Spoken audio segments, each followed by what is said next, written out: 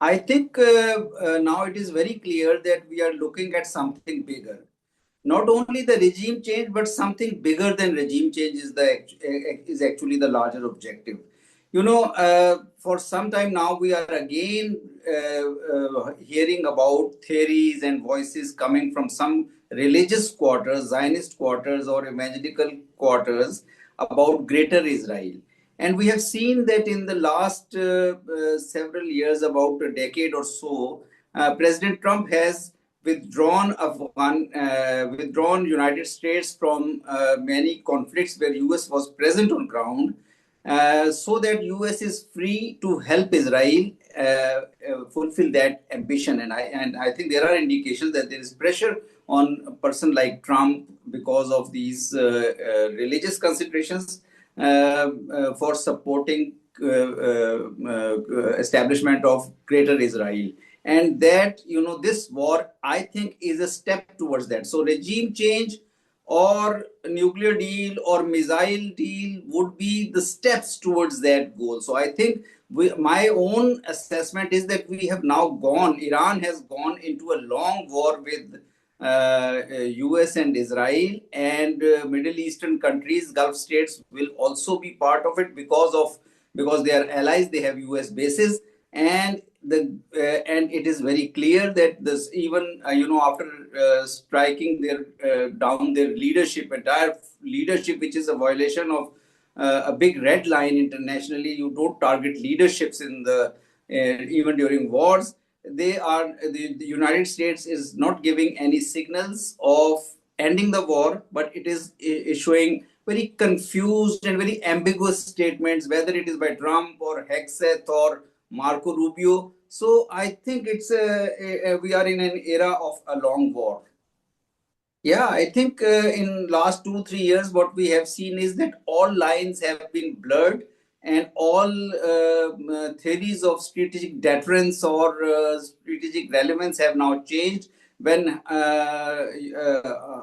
Hamas attacked Israel in October 2023, Israel reacted, presumably exercising his right to self-defense. But then, after 2 3 years, now we can see that this was not a right to self-defense, but it was to achieve its larger goal towards, occupying more areas in Middle East, towards destroying its opponents, particularly those who have been supporting Palestine, like forces in Syria or in Lebanon or in Iraq, and therefore they have now neutralized that. And after that, Iran is the only country which now stands between these goals and United States and Israel. Therefore, it was natural. It was very natural for them to go against Iran, and they're not hiding it. I think this time the U.S. leadership, President Trump and his team, is not hiding it. They waged a war, 12 days war last year against Iran. They achieved some limited objectives in that, and now this is the second phase. They have waged this war, particularly this phase, at a time when diplomatic negotiations were leading towards a solution, and everyone was actually taking a sigh of relief that we are not going into a war, but some diplomatic solution is being found, and then suddenly they attacked. So I think all those lines which you're talking about have been blurred.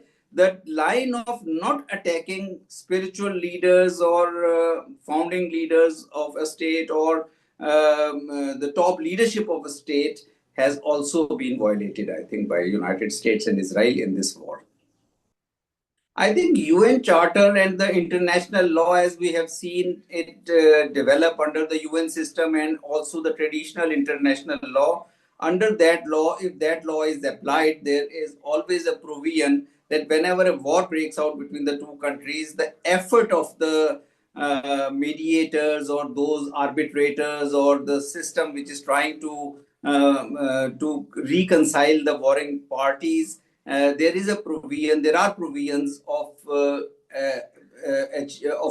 making progress towards ending the war, and then a negotiation between the warring parties to bring about some kind of amicable political settlement. But here in this case, in Israel's dealings with the Middle Eastern countries or particularly Palestine issue, and now United States also uh, supporting Israel as a United States is the leading global power, the top global power or superpower in the world. It is also coinciding. It is also supporting Israel in aggression against Iran, in a full-blown aggression against Iran. Iran doesn't have actually at the moment.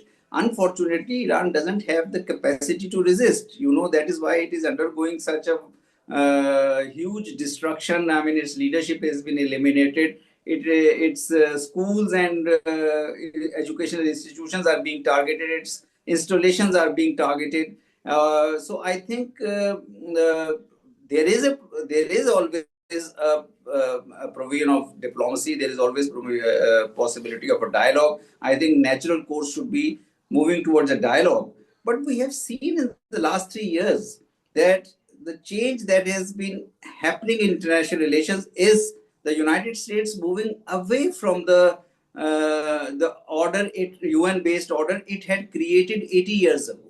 So I think it is now President Trump is leading the United States into a new phase, and we don't know how many years it will continue, but in a new phase where United States will take decision, or United States leadership, or so long as President Trump is in power, they will take decisions about the fate of different regions, different issues, different wars, different peace processes. So, United President Trump is the chief of the board of peace, is the head of board of peace, chairman of the board of peace. So, purpose of the board of peace was to negotiate a peace relating to Palestine, but he has instead gone into a war with Iran, and it has erupted into a war now between Iran and not only US and Israel, but also many countries of Gulf, Middle East, even Iran in its retaliation has targeted up to Cyprus.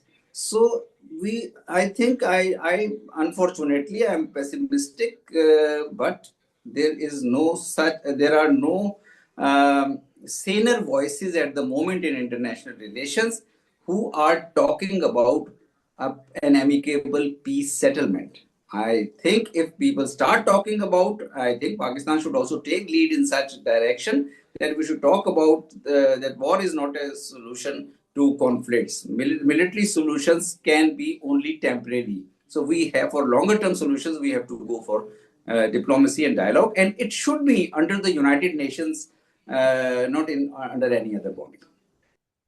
I think if you look at these the powers which are countering the United States at global level, Russia, for example, Russia is itself entangled into a war in Ukraine for many years, and it seemingly it becomes very difficult. It is very difficult, I understand, for Russia to play a bigger role. Russia will definitely continue to support Iran in whatever possible way, through some technology, through some defense equipment, through some weapons, but it is not in a position to play a bigger role in terms of supporting Iran. China, on the other hand, can play a slightly bigger role, but China has made phenomenal progress as a power, as a rising power and it is number two power at the moment in the world in past 4 or 5 decades. So China doesn't want to. I think it is China's declared policy that it wants to move forward in a very calculated, in a very cautious manner, and it doesn't want to become part of, or it doesn't want to jump into the conflicts that can lead into more disastrous wars, as we saw in World War One and World War Two. So I think it is China's very considered policy that it wants to keep a distance, but it also continues to help countries like, for example, Iran. It is helping Iran. It has been helped. China is a strategic partner of Pakistan. It helped Pakistan in the war against India. But then China, any expectation uh, my reading is that any expectation of China jumping into active hostilities, active warfare in support of Iran or in defense of Iran, it will be very difficult. It will continue to play a role through support, through technological support, through weapon support, through all other possible support to Iran. So I think proxy, yes. This war has now been unraveled by United States and Israel. Now, after 12 days war, Iranian action or Iranian retaliation was limited. Iran did not go for an unlimited retaliation or disproportionate retaliation. But this time, the nature of the attack and its outcome in terms of killing of their top leadership, I think sentiments in Iran are very high, and Iran is now likely to go to the full extent. And we have seen in last 2 days that it is attacking Middle Eastern countries, Gulf countries where US bases are and where airspaces are being used to target Iran. So proxy war, of course, will increase, and in proxy war, other global powers will also definitely, wherever possible, they will also play their role because. Uh, a kind of unilateral order where one power is doing everything and not taking care of genuine needs of international law or genuine requirements of the other nation states, there will be resistance to that, and it will be through through proxy resistances, proxy struggles, and economic means, I think. Gulf states and Middle East, many countries of the Middle East, they have in last few years fallen in line with the United States gradually, under pressure as well as because they have been allies of United States and gradually and slowly we have seen they have become part of Abraham. Some of them have become part of Abraham Accords. Those who have not become part of Abraham Accords are also, showing some kind have been showing some kind of tendency of engaging with Israel as a legitimate actor in international relations. So they have taken a position which is totally different from the position that Iran has taken, and therefore now Gulf states and then when United States and Israel launched attacks on Iran, the some of the assets and bases of the United States in these Middle East and Gulf countries have been used. Therefore, they have become a legit. Unfortunately, it is very unfortunate that within the Islamic world, they have become a target for Iran's retaliation. And that retaliation, I think, my own assessment is will continue. However, as you have also alluded in your question, that these countries, since now it is becoming very difficult. You have seen United Arab Emirates is losing a lot of its economic clout because of this war. Saudi Arabia is also under pressure. Other Gulf countries will also come under more pressure as if the war prolongs and if the war continues for weeks. Therefore, they will be exerting pressure on the United States. That United States, according to their expectation, is not a factor of stability there, but rather it is becoming a source of attacks by Iran because of US and Israel's aggression against Iran. So they will be trying to pressurize United States. They will be trying to pursue the leadership of United States, President Trump and his team,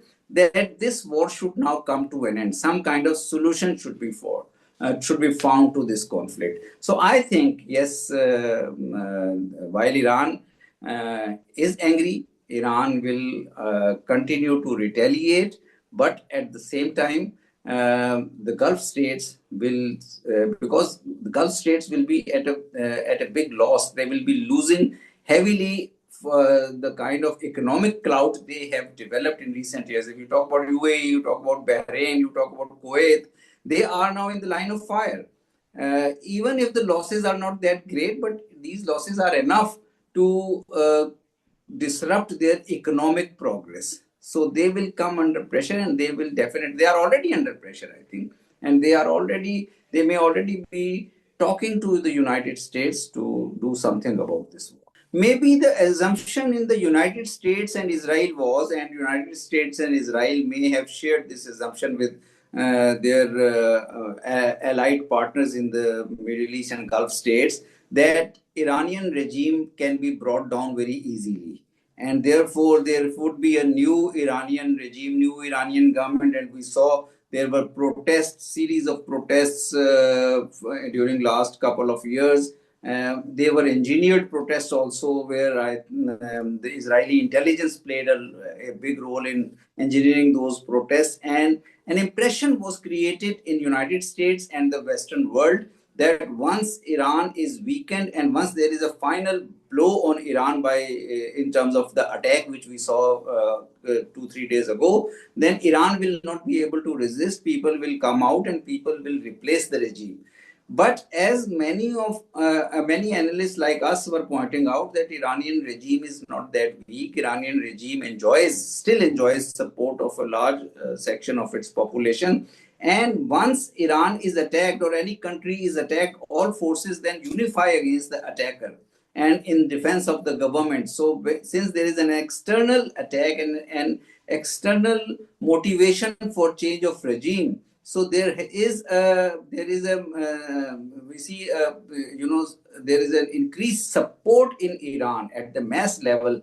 People have come out in big numbers to support the regime, and the regime has been able to sustain. Regime has been able to show that yes, their leadership had died, but the leadership will be replaced according to the constitutional and legal procedures of Iran.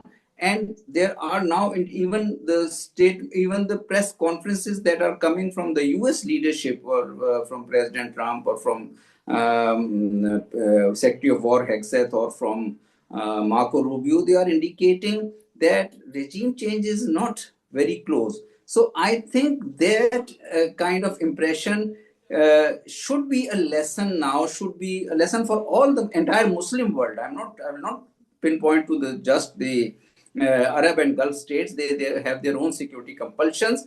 But yes, in the past several decades, we have seen that Islamic countries are acting in their national silos, in their narrow national interests, and they have not been able to work out a framework of their joint resistance or joint opposition to any such actions which come from an aggressor against these individual states. We saw a lot was happening against people in Gaza. Gaza has been bulldozed. We saw a genocide, and we saw unprecedented atrocities in Gaza in 2-3 years. But none of our countries from the Islamic world was able to rise, even support them in an unequivocal manner. So I think, yes, from here, the kind of action that has taken place against Iran, I think from here the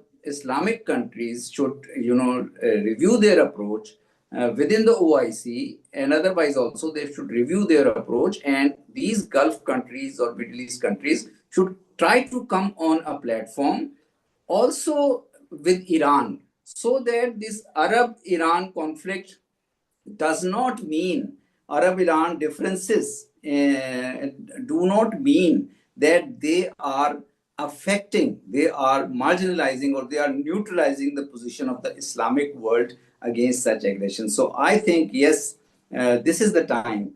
If the Muslim world can take one such decision, if one such consolation from the current situation can be that Muslim countries can come together and try to put an end to this. Otherwise, this theory where we say that the aggressor will continue to take other countries one by one will be valid.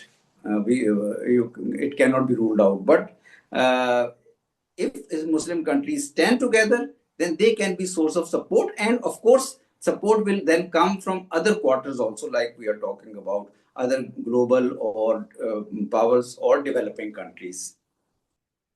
I think there was a good ground available for a nuclear deal or an overall deal between Iran and the international community, and that was the JCPOA of 2015.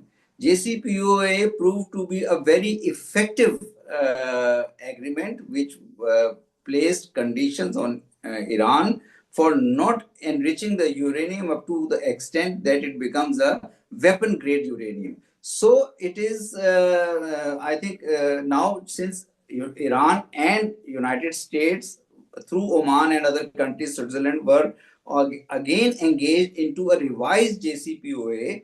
Only that the United States had a demand that there should be some restrictions on Iran's missile program, and there were some other conditions of by the United States for reaching a revised JCPOA agreement or a new nuclear deal.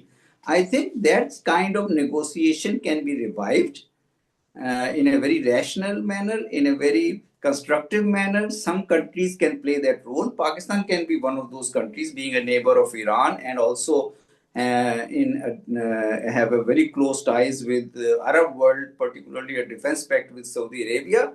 So Pakistan, Saudi Arabia, Turkey, and along with United States and other countries can evolve a framework where some guarantees and assurances can be given. But restrictions, unlimited restrictions cannot be imposed. For example, Iran's right to peaceful use of nuclear energy cannot be denied. This is a natural right that the nation states have. Similarly, Iran's right to produce weapons to defend itself, like it's any kind of missiles or any kind of other technology, there cannot be unreasonable restrictions on such kind of production. So whatever restrictions have to be imposed by the international community, these have to be very in a very reasonable framework, in a very reasonable proportion.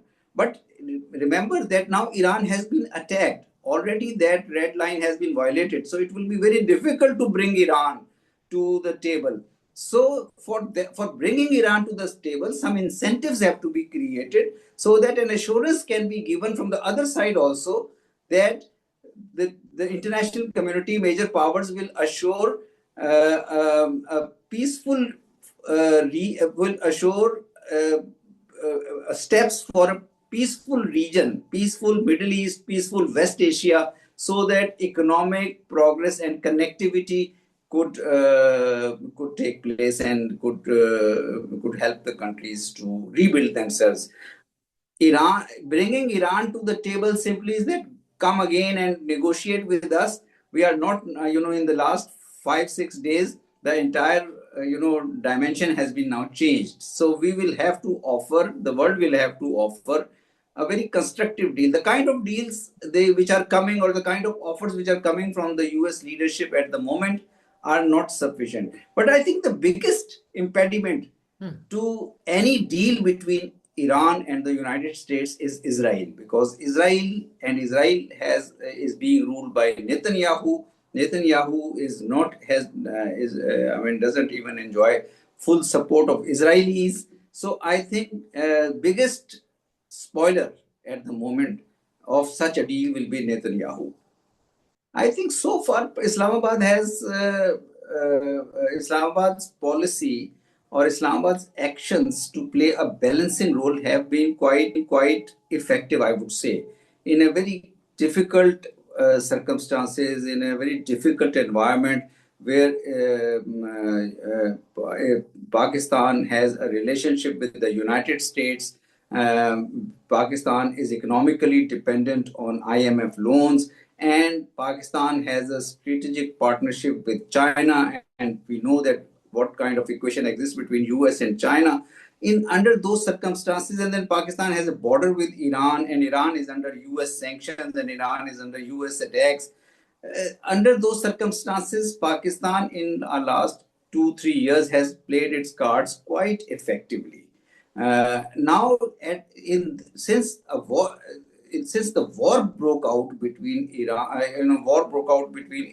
United States and Iran, United States, Israel, and Iran And the retaliation of Iran has also targeted the countries of the Middle East and Gulf, where Pakistan has again very close economic and social and religious linkages.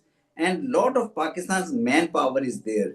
So Pakistan has some constraints so that to also pacify the countries of the Middle East and the Gulf as they are being targeted by Iran. But I am very clear in principle the US Israeli strikes on Iran cannot be equated with Iran's retaliation against the Arab countries. However, since both this in this retaliation, the people who are losing their lives and the countries who are losing their assets or who are suffering from economic losses are Muslims. These are Muslim countries. So there can be some role that again Pakistan should try to play in the coming weeks and months, keeping its close relationship with the United States, but also trying to play a proactive role in support of Iran and in support of and bringing reconciliation between Iran and the Gulf states. If Pakistan can, this is a challenging part, but if Pakistan can play that role, Pakistan will come out quite successfully from a very dangerous phase in which the region is.